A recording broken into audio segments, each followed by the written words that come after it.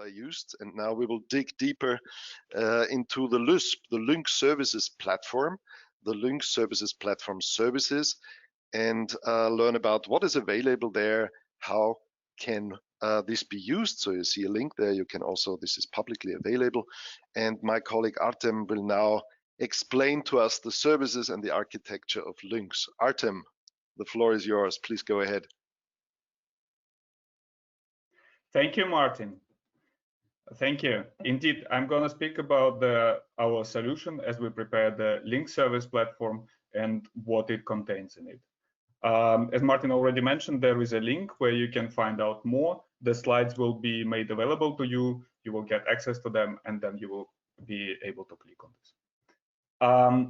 In total, we have 16 different services, and we can group them in different categories. So first, there comes 7 enrichment services that enrich the documents that we get. Those contain 5 annotation and 2 conversion services.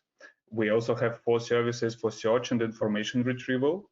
This is typically used as end user services because the end user might want to find some document, and as Christian explained in the pilots, it's all around finding and retrieving the necessary information.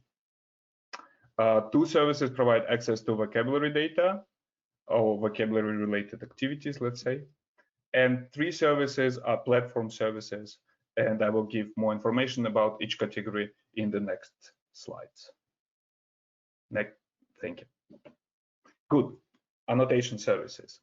As already mentioned earlier by Victor, we have this wonderful Lynx document format, and you will fall in love with it, in particular with its JSON version. What this Lynx document format and the underlying NLP interchange format are good for is for producing annotations inside the text. So here we have 5 different services that can produce, so they find some relevant piece of information in the text, and then they annotate it with some additional information, for example, the type of this entity or some links to external sources. For example, temporal expression, this would identify expressions of time. These small cards for each services, this is exactly the way you would find it on the website, the link that you have seen on the previous slide. And in each card, you see some additional information. For example, on the right-hand side of each card, you see the different languages. So it means that the service is available in those languages. Most of our services are available in 4 target languages, that is English, Spanish, German, and Dutch. But there are some variations, and we are working on extending the portfolio of languages for each service. Good. The first symbol that is like an arrow that is in the target, that one would lead you to Swagger API description. So this is a really nice format that is also beloved by developers that allow you to nicely and quickly debug your command to request the web APIs of those services. So the descriptions themselves, so that you can get impression of the service, are openly available, but in order to access the service and process some real data, you would need to be registered, so that that is managed by our authentication service. Good. So I will the other symbols, you can click on them. So the home symbol would lead you to the website of the service and so on. And PDF is a nice description. The other services also produce annotations like named entity recognition or external links, or for example, annotations of found relations in the text. Good. The next group of services, next slide, are conversion services. Those are represented by machine translation that would translate the whole document and is available in many language pairs, and summarization service that would summarize the whole document. That's why those are called conversion services. Next slide, please. The search and information retrieval services, as already mentioned, those are mostly used as end user services. Here you find, for example, question answering that would try to find the relevant document and the exact answer in that document, or the cross-lingual search service.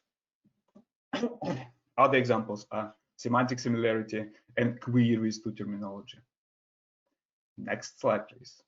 Vocabulary services provide access to vocabularies, such as dictionary service that provides access to K-dictionary data, or they do some vocabulary-related tasks, like terminology extraction that would prepare a terminology from a given corpus. And finally, we have platform services. Those are the most important ones in a sense, because they glue together the whole platform and make it possible for the other services to operate. So in a sense, they manage the services. For example, Workflow Manager that allows us to compose individual services into workflows that could solve particular tasks or provide particular types of annotations that are useful for the pilot or the use case. Document Manager, that one is very important.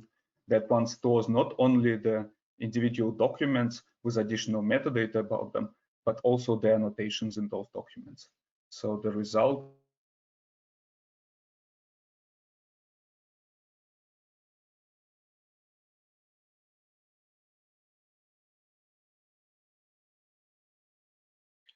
I'm not sure, but I think we have lost Artem for the moment. So maybe I just jump in here and go ahead. Artem, you let us know. Maybe somebody else, can you help me? Can you hear me, but you cannot hear Artem, right? It's the fact.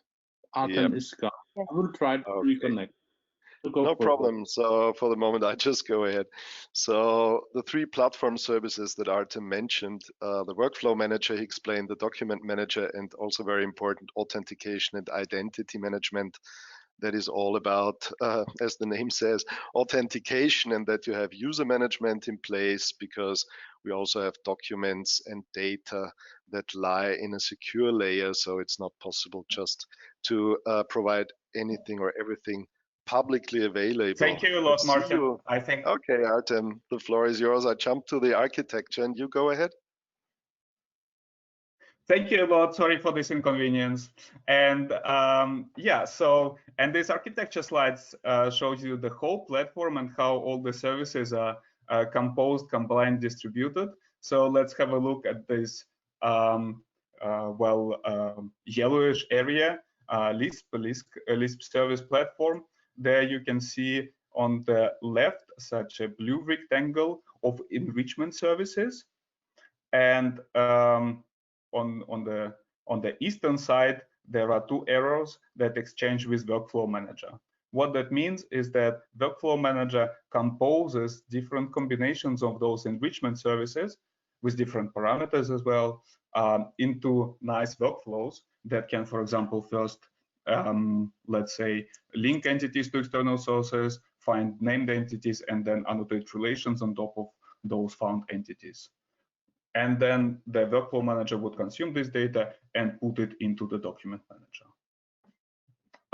Above the Document Manager, well, next to the Document Manager is Search Service, and above search and information retrieval services, so those ones that are typically used by the end users.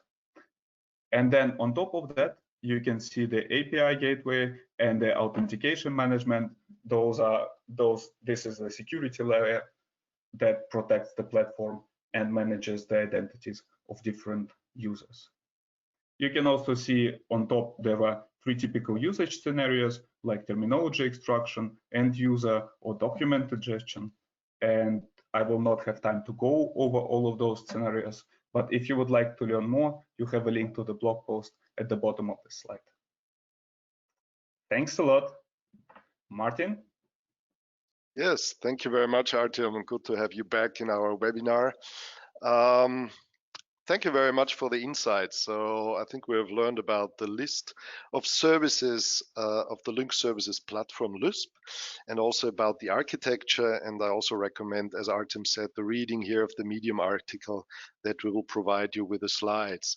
So what we